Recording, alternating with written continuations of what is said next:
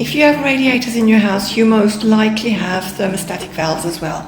Thermostatic valves look like that, and you can turn them so it's hotter or colder, so you can regulate how hot you want it in a certain room. If you've got your heating on and you find a room gets too hot, just switch that a bit lower. Don't turn it too hard, it breaks right off. Never leave a room totally unheated because mold will start growing. The extractor fan needs to be run every time somebody showers. It'll automatically switch off. I'm going to switch off the light. It stops immediately. So if somebody's just finished showering, don't switch off the light for at least 20 to 30 minutes. The CO detector must be tested every month. Be in the same room as the boiler and not be moved. If that goes off, please remove everybody from the property and don't go back in until somebody has declared it safe. This is the boiler and it's got a timer. If it's set on the middle, it's on automatic. I leave it on automatic. The ones that are pushed out are on, so you can time it. The preheat is off. The tap temperature is set at 75.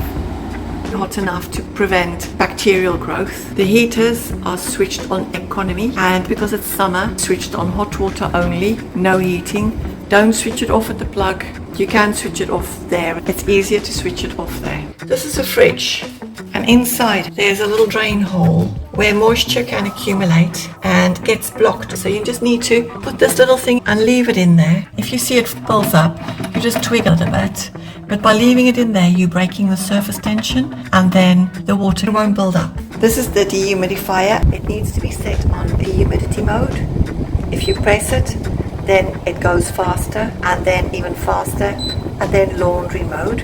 If you put it just back into background, and that's all you really need to know. It needs to be run most of the time. Switch it off at night. If you want to switch it off, then just put it on sleep. You can program it as well. The tank is a big 2-liter tank. It'll automatically stop and flash red if that tank is full. You can see the water level in there. Don't let it get too full, it's quite heavy.